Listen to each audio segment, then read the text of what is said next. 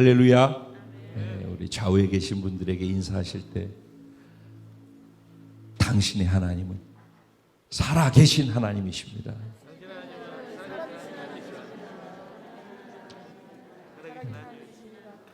한 번 더 다른 분을 바라보시고 인사할 때 하나님이 당신을 지극히 사랑하십니다.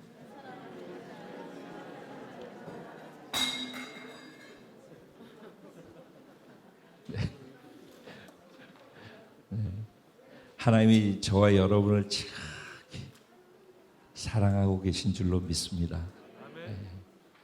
그리고 또 한 가지 감사드리는 것은 여러분들께서 이게 지금 1.5단계 뭐 순천에 뭐 이게 좀 갑자기 많이 퍼질 가능성이 있다고 1.5단계로 이걸 상향했다라고 해서 교회에서 지금 좌석을 스티커를 붙여놓고 스티커에 맞춰서 앉아달라고 부탁드리고 있는데 여러분들이 또 일찍 오신 분들은 다 그 자리에 맞춰서 앉아주셔서 너무 감사해요.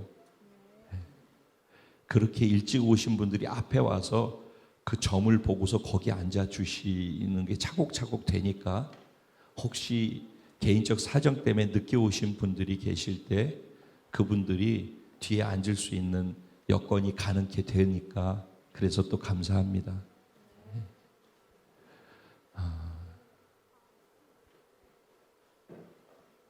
아주 보기가 좋아요. 이렇게 앉아 있으니까 참 보기가 좋습니다. 우리 하나님이 오늘 주신 말씀을 함께 보도록 하겠습니다. 오늘 추수감사 주일날 저에게 주시는 하나님의 말씀은 다니엘서 6장입니다. 다니엘서 6장 10절부터 23절까지 말씀입니다.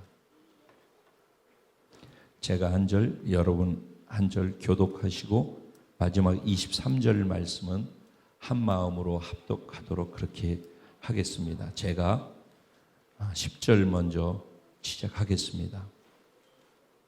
다니엘이 이 조서에 왕의 도장이 찍힌 것을 알고도 자기 집에 돌아가서는 윗방에 올라가 예루살렘으로 향한 창문을 열고 전에 하던 대로 하루 3번씩 무릎을 꿇고 기도하며 그의 하나님께 감사하였더라.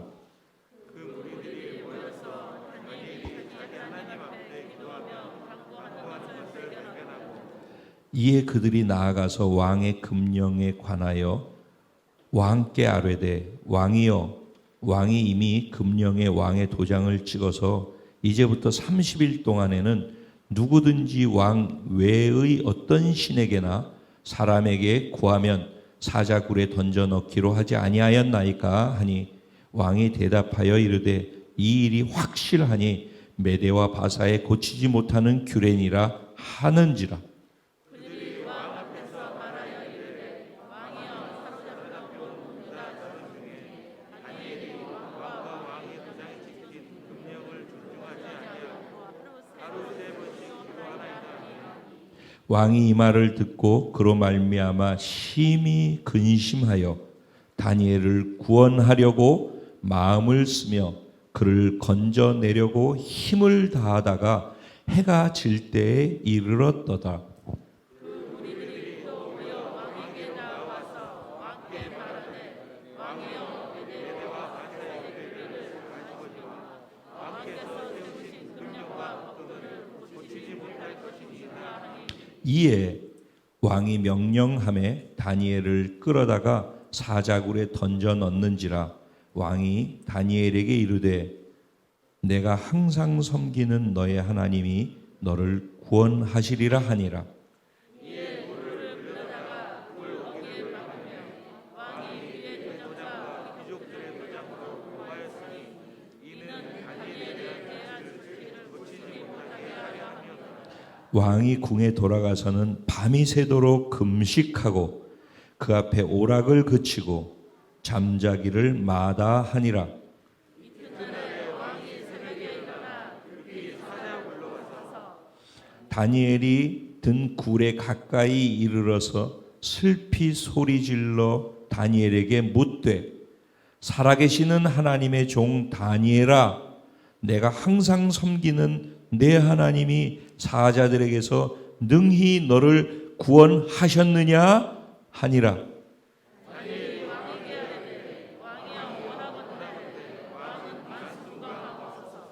나의 하나님이 이미 그의 천사를 보내어 사자들의 입을 봉하셨으므로 사자들이 나를 상해하지 못하였사오니 이는 나의 무죄함이 그 앞에 명백함이오며 또 왕이여 나는 왕에게도 해를 끼치지 아니하였나이다 하니라. 다 같이 왕이 심히 기뻐서 명하여 다니엘을 굴에서 올리라 하며 그들이 다니엘을 굴에서 올린즉 그의 몸이 조금도 상하지 아니하였으니 이는 그가 자기의 하나님을 믿음이었더라. 아멘. 이 본문 말씀 가지고 믿음의 결단과 실행으로 절망을 감사로 바꾸는 기도자, 바로 저와 여러분인 줄로 믿습니다. 정말 이런 일이 우리 삶에 늘 풍성하게 열매로 나타날 수 있게 되기를 소원합니다. 이 말씀을, 이 제목을 가지고 한번 나눠 보려고 합니다. 다니엘이 있던 시대는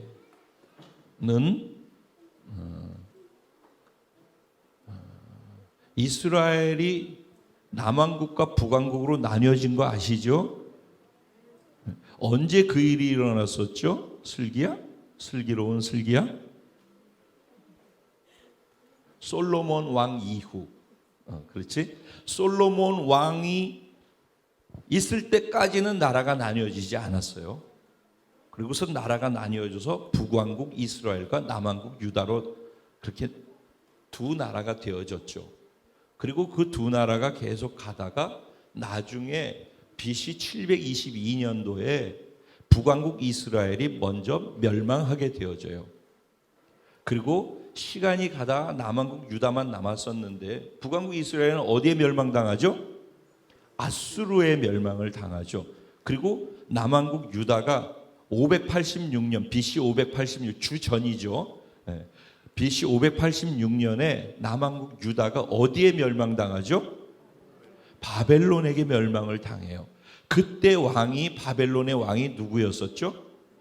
느부갓네살 왕이었었어요. 느부갓네살 왕 시대 때 남왕국이 멸망하게 되어져요. 그래서 멸망하면서 성전도 다 회파되어지고 예루살렘 성은 다 무너지고 그곳에 있던 사람들은 다 쫓겨나게 되고, 그런 가운데에서 바벨론의 왕이 이스라엘 즉 남유다에 있는 인재들을 포로로 잡아갔어요. 그래서 10대에서 20대 사이 되어진 젊은 인재들을 뽑아서 그들을 발탁해서 포로로, 볼모지어 말하자면은 포로로 잡아갔어요. 그래서 자기 나라 바벨론으로 데려가서 그들을 이 바벨론의 찬란한 문화 문명을 경험하게 하고 마음을 바벨론에 뺏기게 만들어요. 그러면서 바벨론의 고등 교육을 그들에게 시켜요. 그래서 교육을 시켜서 바벨론의 정치, 경제, 군사, 과학, 문화, 사업 모든 부분에 있어서의 그것을 다 습득하게 했어요. 그렇게 하고 그 가운데에서 또 뛰어난 사람들을 등용해서 자기 나라를 치리하는 데 중요한 요소에 그 사람들을 썼었어요. 그러니까 그때 포로로 잡혀온 사람들, 그 인재들, 젊은이들 가운데 다니엘이 있었고, 다니엘서 1장에 나오는 다니엘의 세 친구도 그 중에 속해 있는 거예요. 그래서 그들은 이들의 정신을 말살시키기 위해서 제일 먼저 하는 게 뭐예요? 이름을 바꾸는 거예요. 원래 이름이 있다면 그 이름을 바꾸는 거예요. 그 나라 이름으로 바꾸는 거예요. 우리도 창씨 계명이라는 말 들어보셨죠? 예, 옛날에 우리도 그런 일이 있었어요. 이름을 바꾸어 버리는 거예요. 그리고 그 다음에 하는 게 뭐예요?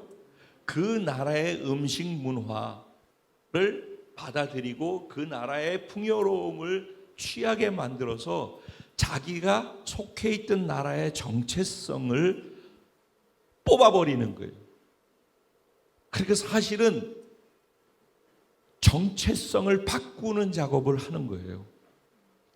그런데 다니엘과 세 친구들이 1장에서 소개되어지면서 그럼에도 불구하고 신앙을 고백하게 되지 않습니까? 풀무불 가운데 들어가서. 그렇죠? 전혀 모르는 얘기예요. 교학교 때부터 들었던 얘기 아니에요.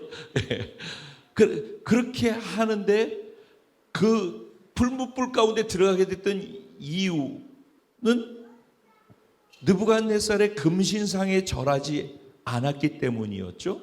그리고 그들이 발탁되어지게 된 그때에도 또 뭐가 있었냐면 궁에서 우상에게 절하고 우상에게 드렸던 음식들로 인해 가지고 채워져 있는 풍요로운 식탁, 그 식탁의 음식을 먹으라고 그들에게 했는데 그들이 우상에게 절하는 음식이기 때문에 안 먹겠다고 그러고 자기들의 신앙의 절개를 지키느라고 채식만 하게 된 것이죠.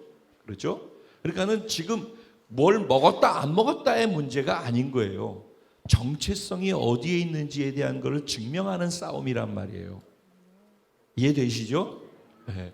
그래서 남유다 왕국의 뿌리를 둔 백성으로서의 정체성으로 살 것인지 아니면은 나라가 다 망했고 바벨론으로 가서 포로가 돼서 바벨론 사람으로서 풍요를 누리면서 살아가는 바벨론 사람으로서의 정체성으로 살 것인지를 그거를 사실은 강요받고 있는 것이란 말이에요. 강요받고 있는 거예요. 왜? 포로로 잡혀왔으니까 당연히. 그런데 그런데도 불구하고 나는 당신의 포로로 있지만은 나의 정체성 어디에 있다? 남유다 백성으로서, 즉 하나님을 섬기는 백성으로서의 정체성을 가지고 비록 바벨론에 잡혀왔지만 나는 그 정체성을 갖고 있습니다라는 그 정체성 싸움에서 밀리지 않았다는 얘기예요. 그래서 다니엘과 세 친구가 유명한 거예요. 그러죠? 예.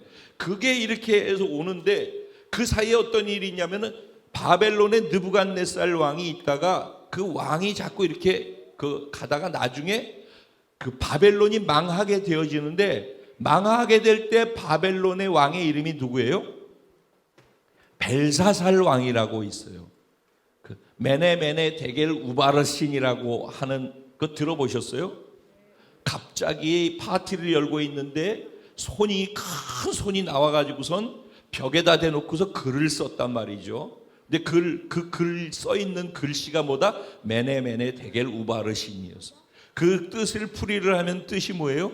하나님의 저울로 재서 보니까 함량 미달이었더라. 그래서 벨사살 왕과 이 바벨론이 하나님의 기준에, 즉 아까도 기준 얘기했었죠. 하나님의 기준에 함량 미달이더라는 거예요. 그래서 바벨론이 그것 때문에 망해요. 이스라엘이 그것 때문에 망했어요. 남유다가 그것 때문에 망했어요. 그리고 남유다를 침공해서 했던 그 당시에 최고의 제국이었던 바벨론도 그것 때문에 망한 거예요. 뭐 때문에? 하나님의 기준에 함량 미달이기 때문에 나라가 망하는 거예요. 왕이 무너지고 정권이 바뀌는 이유도 하나님의 기준에 함량이 미달되기 때문에 하나님의 저울에 재보니까 그래서 망했다라는 거예요. 벨사살이 교만해가지고, 느부갓네살도 그랬는데 벨사살도 교만해가지고 하나님의 성전의 기물들 탈취해 온 것을 가지고 거기에다 술을 따라 마시고 하나님께 드려지는 잔에다가 거기에다 술을 따라 마시면서 내가 그러고서 지가 신이라고 교만하고 높아져. 그래서 하나님이 그 자리에서 그를 쳐서 죽여버리고 그날 메대 파사의 연합군이 침투에 들어와가지고 결국은 나라가 망하게 되어지면서 나라가 메대 파사로 넘어가게 돼요. 그러니까는 다니엘은 졸지에 포로로, 바벨론의 포로로 잡혔다가 바벨론이 메데 파사의 연합군한테 망하면서 누구의 소속이 돼버렸어요? 메데 파사 소속이 돼버린 거예요. 그래서 메데 파사의 또 교육을 받으면서 거기서, 근데 다니엘이 바벨론에 갔을 때가 10대에 갔단 말이에요. 10대에 갔었는데 세월이 가면서 나이가 점점 들어가는 거예요. 그래서 다리오 왕 이 시대 때에는 다니엘의 나이가 거의 70대에서 80대를 넘어가는 시대니까는 6, 70년이 지나버린 거예요. 그런데 그런 가운데에서 이 다리오 왕이 메대의 왕이었어요. 메대의 왕이 인재를 뽑는데 이 사람들은 자기 나라 사람만 등용하지 아니하고, 예전에 중국의 원나라가 그렇게 했었어요. 자기 나라 사람들만 등용하지 않고 외국에서 온 사람일지라도 인재들은 등용을 했어요. 근데 그 중에 인재들 중에서 등용한 사람 중에 누가 있었다? 여전히 다니엘이 있었던 거예요. 그래서 다니엘은 이미 소문난 사람이에요. 느부갓네살 때부터 시작해서 벨사살 때도 그렇고, 그리고 다리오 왕 때도 그 소문을 다 들어서 인수인계 받아가지고 그래서 총리를 시킨 거예요. 그런데 이 다리오 왕은 자기가 정복한 큰 나라에, 얼마나 넓겠어요? 나라가. 그 나라를 120등분을 했어요. 나라를 우리로 치면 뭐 전라도, 경상도 뭐 이런 식으로 하는 거죠. 이게 다 구분을 해가지고 그게 얼마나 넓었으면 120개로 나눈 거예요. 그래서 각 120개의 각 하나하나마다의 거기에 리더들을 두어서, 아니면 도지사 뭐 이런 식으로 했겠죠.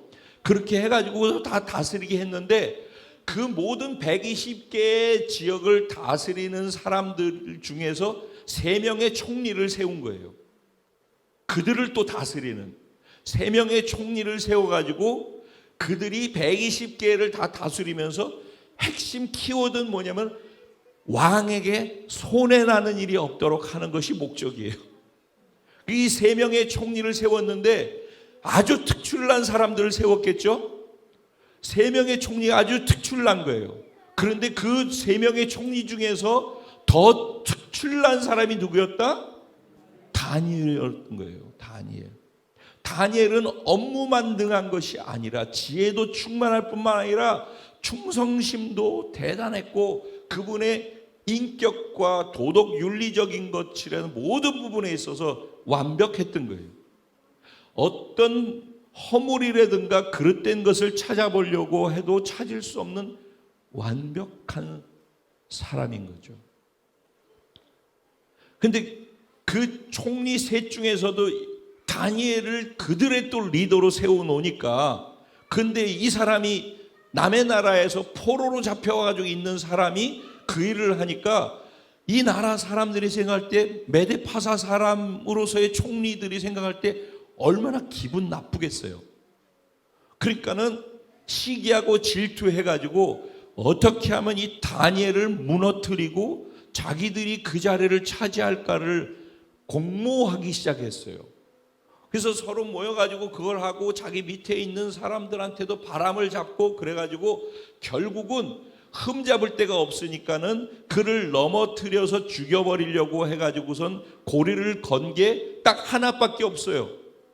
그가 믿고 섬기는 하나님을 믿는 신앙이 자기네 나라 법과 달라서 그 법을, 신앙을 지키느라고 위배하게 되어짐을 통해서 올무를 씌우는 것 말고는 답이 없다라는 것을 알았어요. 그래서 그들이 작전을 짜고선 결국 뭘 했어요? 왕을 먼저 높이는 거죠. 왕이셔, 당신이 메데파사의 최고의 통치자 아닙니까? 당신이 왕인데 당신 말고 다른 사람들에게 절하거나 뭘 구하거나 아니면 다른 신에게 그걸 절하거나 구하고 그러면은 당신보다 그거를 더 인정한다라는 얘기가 되니까, 만약에 그런 일이 있으면 안 되지 않겠습니까? 그럼 당신의 왕권이 흔들리는 것이 되니까 만약에 그런 사례가 일어나면은 그 사람을 쳐서 죽여버리는 걸로, 즉 사자굴에다 집어넣어서 사자의 밥이 되도록 하십시다. 근데 그거를 기간을 정하는 거죠. 한 달 동안. 그것도 너무 신기한 거예요. 다니엘을 잡기 위해서 법을 만드는 건데 딱 한 달 동안 뭐를 금지한 거예요? 기도를 금지시킨 거예요. 뭐를 금지시켰다고요? 완벽한 사람, 흠이 없는 사람, 도저히 올무를 씌울 수가 없는 그 사람을 올무를 씌우는 도구로 뭐를 사용했다고요? 기도 못하게 하는 걸 사용한 거라고. 그래서 그거를 딱 30일 동안만. 그래서 왕이 거기에다가 도장을 찍고 왕의 명령으로 조서를 내렸어요. 그래서 뭐라고? 30일 동안 왕 말고 다른 어떤 신이나 다른 사람들한테 뭘 구하거나 뭐 이렇게 해서 하면은 그 사람은 무조건 사자의 밥이 되도록 사자굴에 던지겠다. 왕이 거기에다 사인을 한 거예요. 그게 뭐예요? 조서라고 오늘 나와 있는. 그래서 10절에 뭐라? 왕이 이 조서에 왕의 도장을 찍었다라는 것을 다니엘이 알아요, 몰라요? 알아요. 그럼 알았다는 얘기 뭐예요? 그거 하면은 죽는다, 사자굴에 던져진다라는 걸 안다라는 거예요, 모른다는 거예요? 안다라는 거예요. 다니엘이 그걸 알았어요. 알고도라는 것이 이제 중요하죠. 그렇죠? 그러면 사자의 밥이 될 거라는 걸 알고도 그가 뭐를 선택해요? 자기 집으로 가서 이렇게 숨어가지고서도 30일 동안만 참고서 기도할 수 있잖아요. 정 기도하고 싶으면. 그러죠? 숨어서도 기도하면 되잖아요. 그런데 맨 꼭대기층에 올라가지고 창문을 활짝 열고 소리를 높여서 기도했겠죠. 그러니까 바깥에 있는 사람이 알지. 그러죠? 네. 일부러 들으라고 나는 그래도 내 길을 간다. 즉 내 정체성은 여기 있고 내가 순종하는 기준은 여기 있다는 거를 드러내는 거란 말이에요. 그래서 그렇게 기도를 한 거예요. 어디를 향하여서? 예루살렘을 향하여서. 예루살렘은 뭐예요? 성전이 있는 곳. 근데 예루살렘 성은 이미 다 파괴되어져서 없죠. 성전도 다 무너져 버려서 사실 없죠. 그런데도 예루살렘을 향한 건 뭐예요? 거기 계신 하나님. 그 하나님을 보고 있는 거죠. 그 하나님을 향하는 거죠. 마치 이슬람 그분들이 어떻게 해요? 메카를 향하여서 하루 3번씩 시간을 정해놓고 기도하죠. 뭐 하다 말고서 방석 깔아놓고선 이거 하죠. 예루살렘을 향하여서 그렇게 하는 거죠. 기도를 대놓고. 근데 그가 기도를 어떻게 했대요? 본문에 보면은 창문을 열고 전에 하던 대로라고 그러죠. 그러니까 다니엘은 기도가 뭐였어요? 삶이었어요. 습관이란 말이에요. 안 하면 안 되는 거예요. 밥을 안 먹으면 안 되는 것처럼 기도를 안 하면 안 되는 거예요. 그거를 아는 거예요. 누가? 다른 총리들이. 다니엘을 넘어뜨리려고 하는 사람들이 그걸 아는 거예요. 다니엘은 기도를 무조건 한다. 기도를 막는 거예요. 근데 다니엘이 전에 하던 대로 하루에 3번 정해진 시간에 기도하는 거예요. 정해진 장소에서 기도하는 거예요. 근데 어떻게 기도했대요?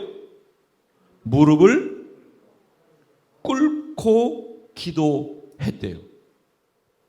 무릎 꿇는다라는 건 뭐죠? 무릎을 꿇는다. 내가 어떤 대상에게 무릎을 꿇는다는 건 뭐예요? 존중, 내 앞에 무릎을 꿇고 있는 그 앞에 있는 대상을 존중한다라는 것이고, 항복한다는 것이고, 그런 인정한다는 것, 그런 의미들이 있죠. 그렇죠? 근데 지금 오늘 시간이 지금은 없으니까 이따가 오후에 어떻게 될지 모르겠는데, 어쨌든 여기서 무릎 꿇다라는 것하고 뭐하고 연결하면 되는, 이건 그냥 드릴게요. 뭐하고 연결하면 되냐면 창세기 12장과 창세기 1장에 보면 하나님께서 아담과 하와에게 복을 주셨죠. 그렇죠? 복을 주셨어요. 그 복이 뭐예요? 생육하고 번성하고 땅에 충만하고 땅을 정복하고 땅을 다스리는 그런 복을 주셨어요. 그렇죠? 그리고 아브라함에게 창세기 12장에서 복을 주셨어요. 아브라함은 내가 너로 큰 민족을 이루고 너에게 복을 줘서 내 이름을 창대케 할 것이야. 그리고 네가 복이 되게 할 거야. 그래서 너를 축복하는 자는 그가 복을 받고 너를 저주하는 자는 그가 저주받게 할 거야 그랬어요. 그죠? 거기에서 그 복이 있잖아요. 그 복이 뭐예요? 그 복의 단어가 바라크예요. 바라크. 제가 이거 가지고 언제 한번 또 할게요. 바라크라는 단어예요. 그 바라크라는 복의 단어의 뜻이 뭐냐? 무릎을 꿇다예요. 그러니까 우리가 생각하고 있는 복, 왜 하나님 복 주신다며, 하나님 복이라며 나한테 왜 복 안 주셔요? 올해 왜 내게 이렇게 되게 하셨어요? 왜 내 기도 응답 안 해주셔요? 그것은 다 이 세상 사람들의 가치 속에서 성경에 나오는 복이라고 하나님이 사용하고 있는 그 단어를 오해하고 있어서 그런 거예요. 성경에서 얘기하는 복의 개념은 무릎을 꿇다요. 무릎을 꿇다. 누구에게? 하나님께 무릎을 꿇는 게 복이라는 거예요. 그 구원받은 사람이 하나님께 무릎을 꿇는 것이 복이란 말이에요.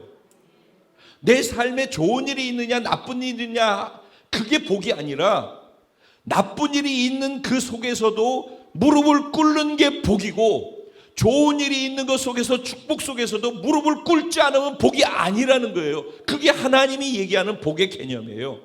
그게 바라크라고.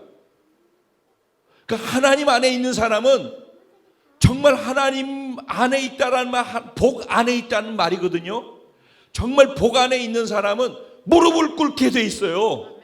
누구에게? 하나님께. 가장 고통의 때, 가장 절망의 때 무릎을 꿇게 돼 있어요. 가장 번성하고 가장 잘 나갈 때 받지 하고서 잘난 척하고 교만해지는 게 아니라 바로 가장 높아질 수 있는 그때 무릎을 꿇게 돼 있어요. 그게 복이라니까. 성경에서는 이걸 복이라고 얘기해요. 성경에서 이게 356번이나 나와요. 성경에 이 바라크의 복이. 그러니까 우리의 그 세상의 세계관과 세상의 가치관과 막 섞여 있어요. 우리가. 왜냐하면 세상에서 들으면서 자라오면서 우리가 알고 있는 것과 성경이 단어가 똑같은 게 많거든요. 그 복 그러면은 우리가 알고 있는 가치관 속에서 세상의 복을 복이라고 생각을 해요. 근데 성경은 똑같은 단어로 복 이렇게 표현하니까는 그게 그건 줄 알고 이런 오류가 우리 신앙생활 속에 얼마나 많은지 몰라요. 그래서 단어의 정의를 알고 그 정의 안에서 믿음을 거기에다가 투영해야지만 제대로 된 신앙, 바른 신앙으로 갈 수 있다라고 늘 단어를, 정의를 정확하게 알아야 된다. 그 단어를 사용한다고 내가 그걸 알고 있는 게 아니고 그걸 살고 있는 건 더더군다나 아니다. 이 얘기를 자꾸 하는 이유가 그거예요. 그러니까 신앙의 오류가 그냥 이렇게 두리뭉실하게 알고 있는 단어, 똑같은 단어를 쓰면서 그걸로 넘어가고 있다고 해서 내가 바르게 그렇게 하고 있다라고 착각하게 된다니까요. 그러면은 답도 없어요.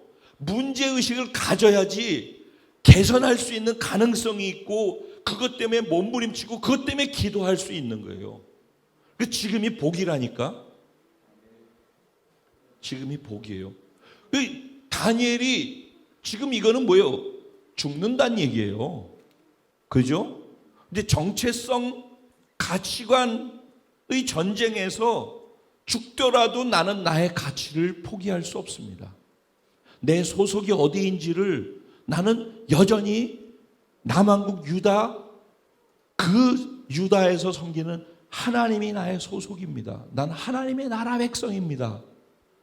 비록 망해서 여기 있지만, 바벨론에 있고 메대에 있지만은 나는 하나님이 나의 소속입니다. 나는 하나님 나라 사람입니다. 이것을 양보할 수 없는 거예요. 그냥 이것 때문에 죽는 거예요. 이 정체성을 세우다가 죽는 것이에요. 그러면서 그가 뭐 했대요? 기도를 그렇게 했는데, 기도하면서 무슨 기도를 했대요? 예? 예. 즉 사자굴에 던져서서 죽을 건데, 그가 한 기도의 내용은 딱 하나밖에 없네. 여기에서 소개하고 있는 거는 감사했더라. 다니엘이니까. 그러죠? 다니엘이니까. 그러면 우리는 아무것도 할 게 없어요. 이렇게 넘어가면은. 다니엘은 어떻게 해서 그게 가능할까요? 다니엘은 삶의 위기, 절망, 고통, 죽음, 이 단어밖에 생각나지 않는 그 상황에서 그가 선택한 것은 기도였고, 그 기도에서 기도의 제목으로 기도한 내용은 감사였어요.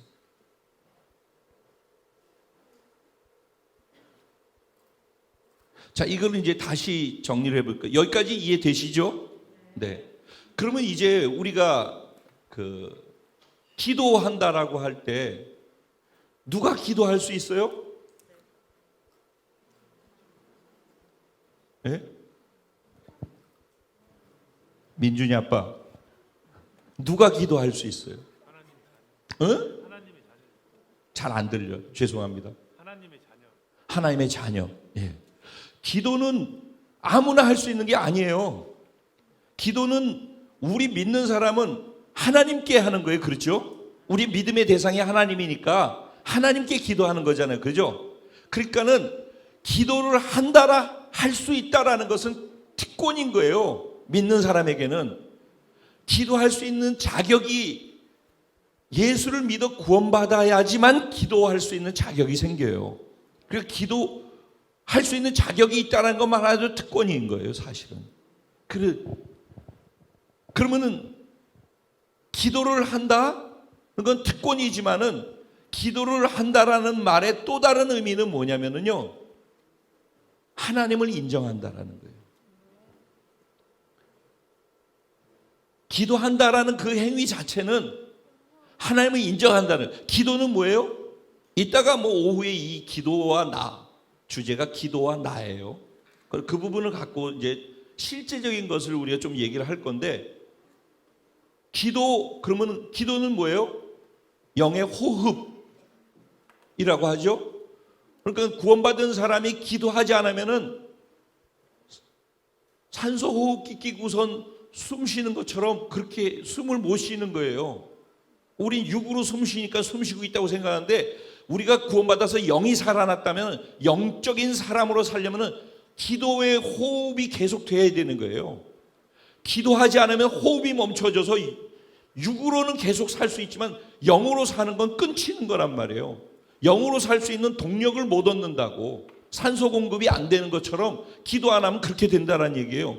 그럼 기도는 영의 호흡이다 그랬어요. 그럼 기도는 또 뭐예요? 하나님과의 교제, 대화, 하나님과의 친밀함을 나누는 소통, 이게 기도라고 그랬어요. 그렇죠? 네. 그러면 소통이고 또 호흡이고 다 그런데, 그 모든 것은 다 결론은 뭐냐면 그 하나님을 인정한다라는 거예요.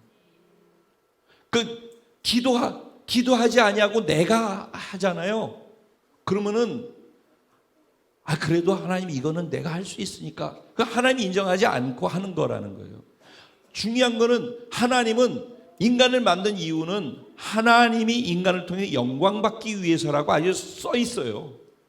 웨스터민스터 신앙 고백에도 제일 먼저가 인간을 창조한 목적은 하나님께서 인간을 통해서 영광받기 위해서라고 돼 있어요.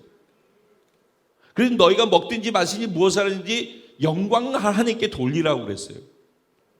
그러면은 하나님을 인정해드리는 게 하나님이 가장 영광 받으시는 거예요. 그래서 하나님의 말씀대로 순종하는 것이 하나님이 영광 받으시는 거예요. 그리고 하나님이 하신 일을 인정해 드리는 것이 예배고 찬양이고, 그 정점이 뭐예요? 기도고, 그 기도의 정점이 뭐예요? 감사인 거예요. 그러니까 믿음은 뭐예요? 믿음은 하나님을 인정하는 행위잖아요. 기도는 뭐예요? 하나님이 인정하는 행위죠. 그 기도, 하나님이 인정하는 그 행위인 기도를 무엇으로 해요? 믿음으로 하는 거예요. 믿음도 하나님이 인정하는 거예요. 하나님을 믿는다? 하나님이 인정한다라는 거 아니에요. 어떤 분이 저하고 3년 있었는데, 내가 너를 어떻게 믿는데? 많은 스토리가 있죠, 이 안에는. 못 믿는데 어떻게 해? 그럼 못하는 거예요. 내가 너를 못 믿는데 어떻게 해? 그럼 못하는 거예요. 남편이 아내를 못 믿는데, 아내가 남편을 못 믿는데, 성도가 목사를 못 믿고 목사가 성도를 못 믿는데, 자식이 부모를 못 믿는데, 아무리 옳은 말을 하더라도 못 믿는데 어떡하냐고. 못 믿는데. 믿는다라는 것은 인정한다라는 거예요.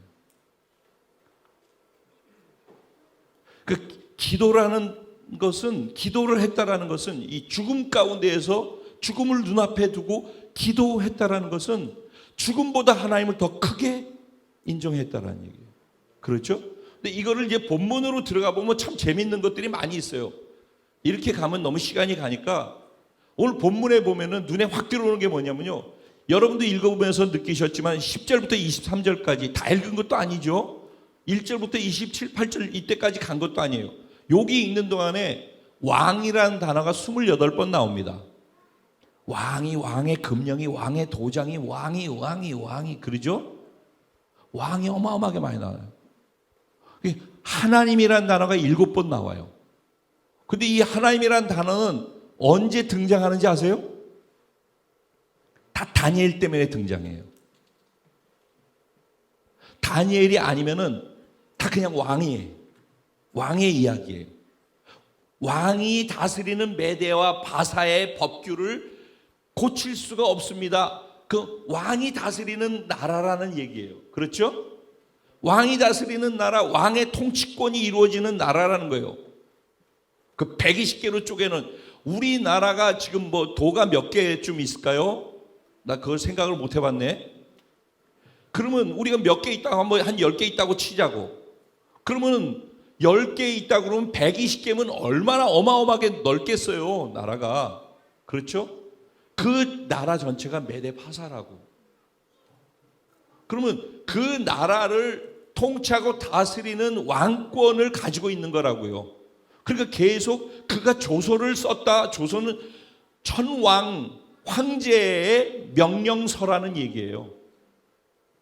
그러면 그 조서, 종이 한 장이지만 그 조서는 왕의 권한이, 왕의 위엄과 권세가 거기에 다 담겨 있다는 거 아니에요. 그러면 그 조서는 그냥 법인 거예요, 법. 그래서 죽는 거예요, 그냥.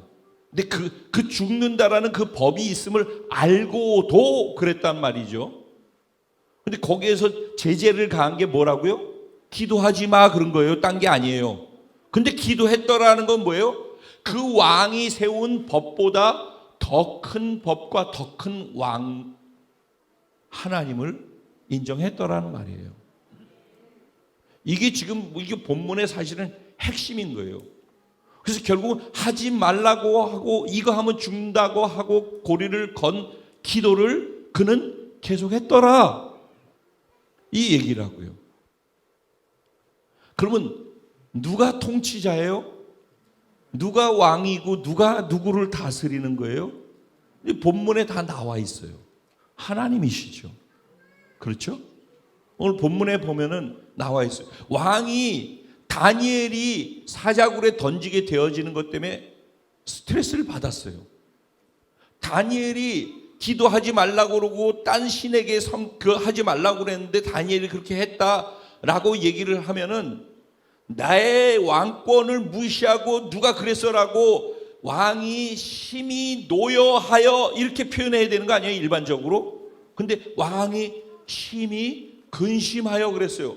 다니엘을 그만큼 애틋하게 소중히 여겼다는 얘기죠. 그 소중히 여겼기 때문에 자기 법에 의해 가지고 자기가 묶여가지고 다니엘을 사자굴에 던져서 밥이 되게 해야 되지만은 다니엘을 구해보려고 백방으로 애를 썼어요. 아침부터 밤까지. 그래서 본문에 뭐라고 나와요? 이 말을 듣고 그로 말미암아 심히 근심하여서 그가 한 게 뭐예요? 다니엘을 구원하려고 마음을 다 썼대요. 그를 건져내려고 힘을 다하였대요. 그러다가 어떻게 됐대요? 하루 해가 다 졌대요. 그리고 난 다음에 그가 얼마나 안타깝고 고통스러웠는지 그거 어떻게 했대요? 밤이 새도록 금식했대요. 금식하십시다. 이방 왕도 다니엘 살리겠다고 금식하네. 밤을 새면서 울면서 그리고 악기 가무 이거 다 멈추게 하고서 잠도 안 잤대요. 그 정도로 다니엘에 대한 애착이 컸다는 얘기예요. 그렇죠?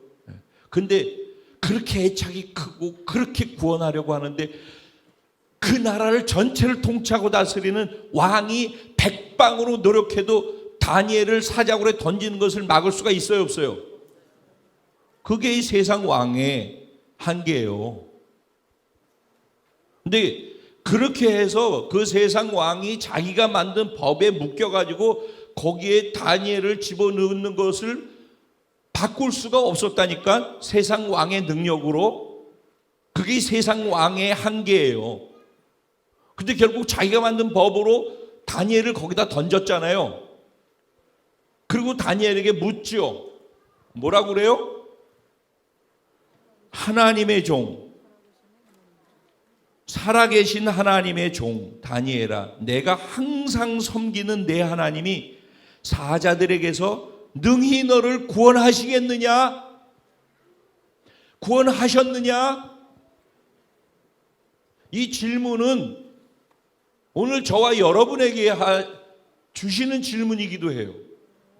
여러분이 지금 기도 제목으로 갖고 있고, 여러분이 지금 시험 들어있고, 여러분이 지금 문제라고 생각하고 마음 어려워하고 힘들어하고 감사 주일에도 감사할 거리가 없고 그런 상태에 있는 저와 여러분을 향하여서 지금 묻는 거예요. 네가 예배드리고 헌금하고 찬양하고 그렇게 해서 섬기고 봉사하고 그러는 네 하나님이 지금 네가 힘들다고 하는 그 상황을 능히 거기에서부터 자유롭게 만들어줄 수 있는 그런 하나님이 맞냐? 세상은 우리에게 이렇게 도전합니다. 세상은 우리에게 이렇게 질문합니다. 네 하나님은 어떤 하나님이야 너에게?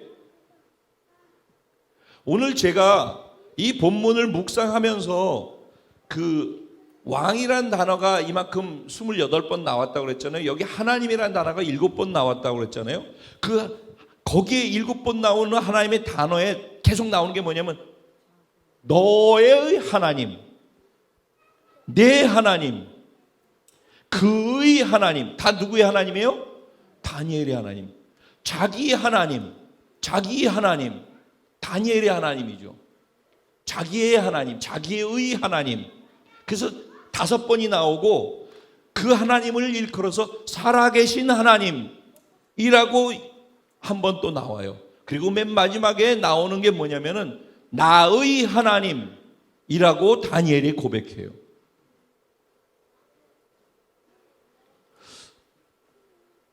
오늘 이 본문과 연결해서 우리가 읽지 않은 이 마지막 27절까지 28절까지의 내용을 같이 읽어보면은요, 무슨 고백이 나오냐면은 다니엘이 사자굴에서 나와가지고서 다니엘 살아있냐라고 했을 때 다니엘이 제가 하나도 몸이 상하지 않았어요. 왜냐하면은 하나님이 이미 당신의 천사들을 보내셔서 뭐라고요?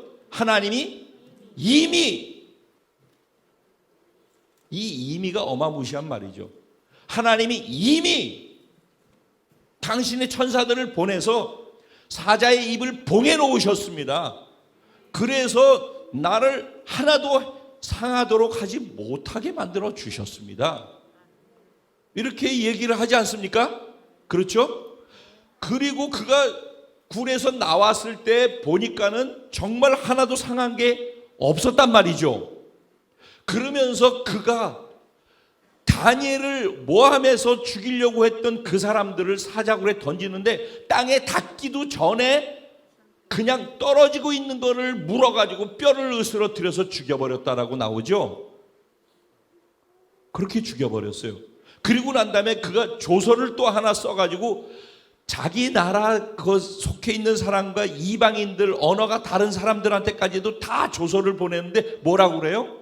다니엘의 살아계신 하나님,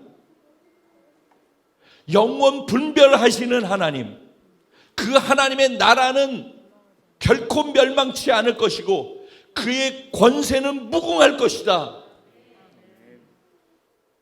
그 하나님이 다니엘을 구원하셨고 건지셨다, 사자의 입에서. 계속해서 그 하나님을 높여요.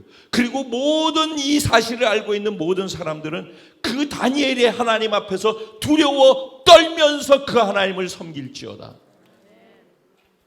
그렇게 했어요. 그렇죠? 그가 이런 고백을 했어요. 제가 하는 고백보다 좀 나은 것 같아요. 그가 그렇게 고백했어요. 근데 한 가지 중요한 건 뭐냐면은 그렇게 고백했는데 그 하나님이 다니엘의 하나님이 자기 하나님이 아니에요. 여러분 이거 아셔요? 그 고백 다 했잖아 지금. 근데 그 하나님이 나의 하나님이라고 고백하지 않는다니까. 여러분 신앙생활도 똑같다라고 저는 생각을 해요. 우리 교회의 하나님, 일본에서 행하시는 하나님, 성경 말씀 속에서 하나님, 오늘 설교 속의 하나님, 내가 지식으로 알고 있는 하나님. 근데 그 하나님이 나의 하나님이냐는 거예요. 예수님이 십자가에 인류를 위해서, 인간을 위해서 죽으시고 죄를 용서해 주셨습니다. 예수님이 인류를 구원하신 것이죠. 그게 복음이죠. 근데 그 복음이 나의 복음이냐는 거예요. 나의 복음. 예수님이 다시 반드시 오신다. 그러니까 모든 족속으로 제자를 삼아서 하나님의 나라가 완성될 수 있도록 너희들이 그 일을 해줘라. 위임해 주셨잖아요. 그게 나의 비전이냐는 거예요. 나의 비전. 우리 공동체 비전 말고 그게 내 비전이냐는 거예요. 그래야지 내 인생을 걸지. 거기다가 나의 하나님이 아닌데 우리 하나님인데 예배도 우리가 드리는 거지 내가 예배자가 아닌데. 그러니까 신앙을, 하나님을 나의 하나님으로 경험할 수가 없는 거예요. 옆에선 하나님이 이런 하나님이라고 얘기하는 걸 들을 수는 있고 그 하나님을 지식적으로 나눌 수는 있는데 내가 경험하는 내 하나님이 돼야 되잖아요. 하나님이 내 하나님이 되지 못하니까 복음이 나를 구원했다고 하는데 그건 언제나 그냥 지식이고 이론이고 그냥 멀리 있는 이야기이죠. 그런데 하나님이, 예수님이 죽으시면서 우리에게 주신 대위임령이라고 얘기했잖아요. 영혼을 구원하는 거. 교회가 영혼을 구원하지 않고 전도하는데 아무도 관심이 없는데 교회가 재생산이 안 되는데 이러고 있다고 우리 나이 들면은 그러면 이 교회는 다 문 닫겠네. 유럽의 교회가 그렇게 다 됐잖아요. 지금 미국 교회가 그렇게 되고 있잖아요. 대한민국 교회가 그렇게 있죠. 청소년들 3%라며 3%. 예수 믿는 사람. 교회 학교는 다 문 닫았다며. 각 교단에서 큰 교회 몇 교회들 빼놓고서는 50% 이상이 교회 학교가 다 없어졌대요.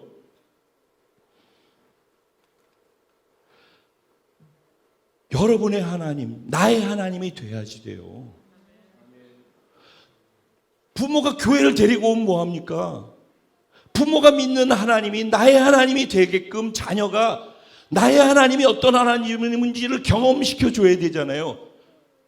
부모 스스로도 나의 하나님을 만나지 못하는데 내 자녀에게 나의 하나님을 유산으로 줄 수가 없잖아요. 오늘 우리 교회 다니는 여러분들의 자녀만 여기 나와도 아마 이 옆에 성전까지 가야 될걸요? 예배 드리려면은. 나의 자녀가 하나님을 모르는데 나의 자녀가 여러분의 자녀가 무엇을 여러분의 인생 속에서 주기를 원하세요? 여러분의 자녀에게 그 자녀가 무엇을 소유한 자로 살게 해주고 싶으세요? 교회를 다니는 것을 유산으로 주고 이 세상의 성공과 가치를 추구하는 것을 주어서 그들이 여기서 안정되게 해주는 것을 원하셔요? 부모로서의 기본적인 의무니까 뭐 고등교육 받고 그거 하게 해주는 것은 그거는 해야 되겠죠. 근데 그만큼 중요한 만큼 뭘 같이 중요하게 생각해야 돼요? 하나님이 진짜 지식이 아니라 살아계신 하나님이라는 것을, 그 살아계신 하나님이 나의 하나님이라는 것을 내가 경험해서 그 하나님을 경험하고 그 하나님을 의지하고 그 하나님을 인정하며 어떤 어려운 상황에 있을 때마다 휩쓸려 가지고서 절망하는 것이 아니라 그 하나님을 믿기 때문에 어떤 상황 속에서도 죽으면 죽으리라 하고서 기도로서 오히려 그 시간을 감사로 메꿀 수 있도록 그 유산을 줘야 되잖아요. 그걸 말한다고 되냐고. 봐야지. 내 부모가 어려운 상황을 만날 때, 마음에 상처를 받았을 때, 옆 사람과 시험 들어가지고서 있을 때 집에 와가지고선 부부끼리 하는 얘기가 맨날 그런 얘기예요. 교회에서 은혜 받고 막 이렇게 하는 거 집에 오면은 막 그런 얘기를 하고 늘 말 조심하고 말한 대로 된다고 얘기를 해도 집에 뭐 오면은 막 그런 얘기를, 자녀가 교회 데리고 왔는데 그 얘기를 여기서 이런 설교를 듣다가 집에 가가지고서 그런 모습 보는데 그 하나님 믿고 싶겠냐고. 부모가 듣게 만드는 설교의 하나님이 부모의 하나님이 아닌데, 그래서 그 갭이 커가지고선 머리가 크면 클수록 아이들은 그래서 교회를 떠난단 말이죠. 하나님이 전부가 돼야 된다니까 여러분. 저도 마찬가지예요. 여러분한테만 하는 얘기가 아니에요. 저도 자라가고 있는 과정 속에 있고 저에게도 도전하는 말이기도 하고, 그러면은 어느 건 되는데 어느 게 안 되는 게 있다 그러면은 그 안 되는 부분이 무엇인지를 찾아가면서 그걸 되는 쪽으로 확장시켜 나가는 게 신앙생활이라니까. 그러니까는 이런 말씀을 들으면서 이 말씀을 누가 들어야 되는데 이거를 잘 요약해가지고 소그룹에서 잘 나눠야 되는데 이게 목적이 아니라니까. 이 말씀 속에서 이 하나님, 이 진짜 나의 하나님인가? 나는 그런 하나님으로 나는 인정하면서 내 삶의 자리를 살고 있는가? 오늘은 거기에다가 기도잖아요, 기도. 그러면 그렇기 때문에 난 그 하나님이 인정해가지고 어떤 상황에서도 기도로 문제를 풀어가고, 기도를 안 하면 난 숨이 끊어지는 것 같이 난 그렇게 살 수 있는가? 살고 있는가? 그러면 그게 안 되는 이유가 무엇인가? 이렇게 접근을 해서 속으로 해서 나눔을 가져야지 실질적인 변화를 만들어 갈 수 있고 답을 찾아갈 수 있고 그게 성숙으로 갈 수 있는 것이지, 다 오늘 무슨 얘기했는지조차도 모르고 줄거리를 요약해 주는 것으로 소그룹의 나눔이 되어지고 구역에 가서도 구역 모임이 그런 식으로 되어지고 이런 게 아니라고요. 그냥 말씀을 살기 위해서 말씀 속에 있는 하나님과 말씀과 나 사이의 갭을 발견하고 그 갭을 어떻게 메꿔나갈 것인가가 설교를 듣는 이유고, 소그룹 안에서 제자훈련 속에서 다루어지는 주제가 되고 방향성이 돼야지만 그래야지 가능성이 있어요. 저는 그것 때문에 제자훈련 하는 거고, 오늘 말씀 추수감사주일인데 오늘의 주제가 기도니까 이렇게 연결을 시키는 거예요. 그리고 이렇게 하는 거 생각을 한 번 더 해야 되고 머리가 복잡해요, 준비하려면은. 그런데도 이렇게 하는 이유는 설교 따로, 제자훈련 따로, 뭐 따로, 다 따로가 아니라 그냥 하나에 하나. 신앙생활은 하나에 아주 단순한 거예요. 결론입니다. 이스라엘 백성이 왜 망했죠? 이스라엘이 출애굽한 이후부터 두 남북 왕국이 망하는데 걸린 시간이 1000년이 안 됐어요. 1000년이. 그리고 지구상에서 없어졌었단 말이에요. 한참 오랫동안. 근데 그렇게 하나님의 꿈으로 해서 아브라함, 이삭, 야곱을 통해서 그렇게 해가지고선 세워진 하나님의 나라가 이스라엘이잖아요.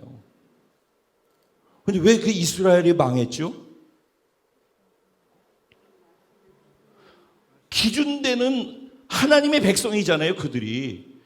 하나님의 백성이 하나님의 말씀을 기준으로 왕의 통치를 받아야죠. 그게 왕권이 세워지는 것이고 그게 하나님의 나라의 백성이라는 유일한 증거잖아요. 하나님의 백성이라는 증거가 뭐예요?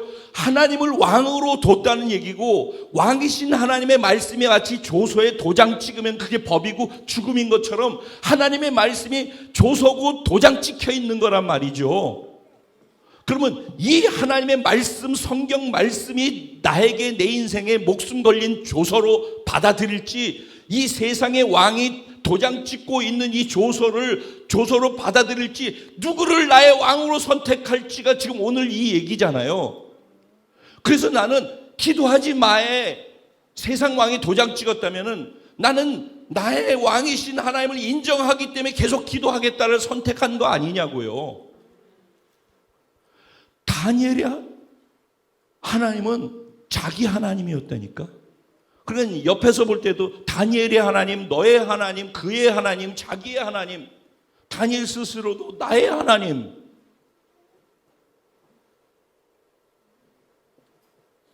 이스라엘이 그래서 망했어요. 그래서 누구의 나라에 예속되어졌죠? 바벨론에게. 바벨론의 포로로 있는데 바벨론의 왕이 있는데 그 왕을 없애기도 하고 망하게도 하고 또 다른 나라의 왕을 세우기도 하고. 이거 누가 하신 거예요? 하나님이 하신 거 맞죠? 이거 여러분 믿으셔요? 미국의 왕을 누가 세울지 하나님이 하신다는 거 믿으셔요? 그걸 믿는데 역사 속에서 제국의 흥망성쇠를 주관하시는 분이 하나님이고 그 제국의 왕으로서 제국의 왕들을 통치하시는 분이 하나님이라는 거를 이론으로 이제는 인정하잖아요. 이론으로는. 그런데 그 하나님이 나의 하나님이냐고, 나를 통치하냐고, 내 인생을 다 역사를 책임지시는 하나님, 주관하시는 하나님이 내 인생 7, 80년에서 100년을 책임 못 지실까? 그게 그렇게 두려운데 그 하나님을 어떻게 그게 인정하는 믿음이 되겠냐고. 근데 그게 인정이 안 되는데 어려운 일이 있으면 어떻게 하나님께 무릎을 꿇고 기도하겠냐고. 기도 하나 하더라도 내가 이거 줄게. 기도하지 마. 앞으로 이런 일이 있을 거예요. 기도하지 마. 의료보험 혜택 줄게. 기도하지 마. 사회 공급 제도로 해가지고 모두가 보편적으로 잘 사는 것으로 해가지고 정부가 다 해줄게. 그 기도하지 마. 너희가 믿는 신 믿지 마. 이제 앞으로 그렇게 하면은 너희가 오히려 더 어려운 일을 겪을 거야. 이런 세상이 올까요, 안 올까요? 그러면 여러분의 자녀 때문에 의료보험 혜택 못 받아서 병원 못 가는데 그 자녀 알아 누워 있는 거 보고서 하나님께 기도하고 아이가 죽더라도 그렇게 갈 거예요? 아니면은 의료보험 혜택 받기 위해서 기도하고 하나님을 의지하고 하나님이 알아서 하십시오 하지 아니하고 그거 할 거예요? 지금 말고 이런 극한 상황이 올 때 말이죠. 지금부터 이거를 훈련해야 되는 거예요. 지금부터 기도를 평소에 훈련해야 되는 거예요. 지금 기도하지 아니하고 하나님 말씀 들은 것을 하려는 몸부림치는데 안 돼. 왕도 안 되지. 지가 지은 법도 왕도 노력해도 못 하잖아요. 기도하는 사람만 무엇을 하겠다라고 할 때 할 수 있는 힘이 생기는 거라니까. 그러니까 기도해야 돼요, 여러분. 그 기도의 중심이 뭐예요? 기도하는 하나님을 인정하기 때문에 기도하는 게 맞다면은, 이 사실이 분명하다면은 그가 하는 기도는 다른 기도가 아니라 감사 기도가 되게 돼 있어요. 결과는 하나님이 선으로 이끌어 가실 걸 믿으니까. 그게 저 되기를 원합니다. 그게 여러분 될 수 있기를 소원합니다. 우리의 감사가 이런 것 때문에 그냥 당연하게 하나님을 인정해 드리기 때문에 이렇게 되든 저렇게 되든 감사할 수 있고, 이렇게 되든 저렇게 되든 상관없이 기도할 수 있는 그런 은혜가 저와 우리 공동체 사랑하는 모든 지체들, 함께 인터넷으로 예배하고 있는 모든 분들 가운데 있게 되기를 예수님의 이름으로 축복합니다. 같이 기도하시죠. 오늘도 기도하면서 적용할 것은 다른 게 아니에요. 이거를 요약하고 뭐 하는 그게 중요한 게 아니에요.